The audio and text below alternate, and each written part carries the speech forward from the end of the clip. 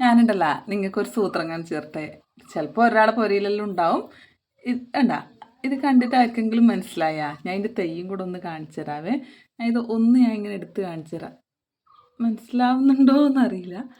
വേണ്ട, ഇതാണ് സംഭവം. നമ്മളിവിടെ മണിത്തക്കാളി എന്ന് പറയേ.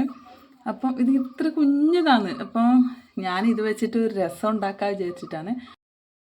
ഇതാണ് കേട്ടോ എൻ്റെ മണിത്തക്കാളിൻ്റെ തൈ എന്ന് പറയുന്നത്. ഒറ്റ ചുവടയില്ലേ, ഒരു ചുവട നിന്ന് ഇങ്ങനെ പടർന്ന് വരും. ഇത് കാണാൻ നല്ല രസമാണ്. കുഞ്ഞു കുഞ്ഞു കായിൻ്റെ മുകളിൽ കാണാൻ രസമാണ്. പക്ഷെ കുറേ വേണം ഇതൊരിക്കൽ നമുക്ക് കറി വെക്കാൻ കിട്ടണമെങ്കിൽ. അപ്പം ഞാനൊരു 2-3-4 പ്രാവശ്യമായിട്ട് പറിച്ച് വെച്ചതാണ് കേട്ടോ ഇപ്പോൾ രസം വെക്കാൻ പോകുന്നത്. ഇത് നമുക്ക് തോരൻ വെക്കാനും ഇങ്ങനെ സാധാരണ തക്കാളിയും കൊണ്ട് ഉണ്ടാക്കുന്നതെല്ലാം ആക്കാൻ നല്ലതാണ്. പക്ഷെ നമ്മൾ സാധാ തക്കാളിനേക്കാളും വേറൊരു കുറച്ചൊരു ടേസ്റ്റ് ഡിഫറെൻ്റ് ഉണ്ട് കേട്ടോ.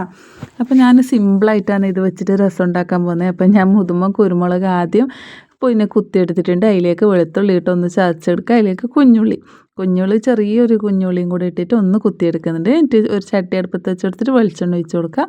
അത് ചൂടായാലും നമുക്കിതിട്ടിട്ട് നമ്മൾ ഈ ചതച്ച് വെച്ച സംഭവങ്ങളില്ലേ അതിട്ടിട്ട് ഒന്ന് ചൂടാക്കി എടുക്കുന്നുണ്ട്, മൂപ്പിച്ചെടുക്കുന്നുണ്ട്.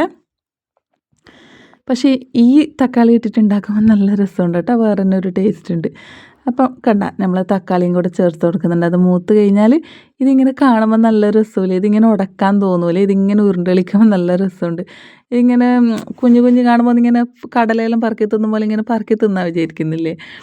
അപ്പോൾ ഞാൻ എല്ലാം വാടി കഴിഞ്ഞിട്ട് അപ്പം അതിലേക്ക് കുറച്ച് മുളക് പൊടിയും കുറച്ച് കായപ്പൊടിയും കൂടെ ഇട്ട് കൊടുക്കുന്നുണ്ട്. പിന്നെ ആവശ്യത്തിന് ഉപ്പും കൂടെ ഇട്ട് കൊടുക്കണേ. പിന്നെ നമുക്ക് ഇതിലേക്ക് പുളിവെള്ളം ഒഴിച്ച് കൊടുക്കാം. പുളി ഞാൻ നേരത്തെ കുറച്ച് പുളി വെള്ളത്തിലിട്ടിട്ട് വെച്ചിനെ അതും കൂടെ ഒഴിച്ച് കൊടുക്കുന്നുണ്ട്. അതിൻ്റെ ഉപ്പും കൂടെ ഇട്ട് കൊടുത്ത് നല്ലപോലെ തിളച്ച് വന്നാൽ കുറച്ച് മല്ലിച്ചപ്പും കൂടെ ഇട്ടാൽ നമ്മളെ രസം റെഡി. ഞാൻ ഇത്ര സിമ്പിളായിട്ട് ഇങ്ങനെ ഉണ്ടാക്കുന്നതാണ് കേട്ടോ. അപ്പം പിന്നെ തിളച്ച് വന്നിട്ടുണ്ട്, നമ്മളെ രസം റെഡി ആയിട്ടുണ്ട്. അപ്പം ഈ തക്കാളി ആരെങ്കിലും വീട്ടിലെല്ലാം ഉണ്ടെങ്കിൽ ഒന്ന് കമൻറ്റ് ചെയ്യണേ. ഇതും കൊണ്ട് എന്തെല്ലാം എല്ലാവരും ഉണ്ടാക്കലെന്നുള്ളതും കൂടെ ഒന്ന് കമൻറ്റ് ചെയ്യണം കേട്ടോ. അപ്പോൾ വീഡിയോ ഇഷ്ടപ്പെടുന്നുണ്ടെങ്കിൽ സപ്പോർട്ട് ചെയ്യാനൊന്നും സബ്സ്ക്രൈബ് ചെയ്യാനൊന്നും മറക്കല്ലേ.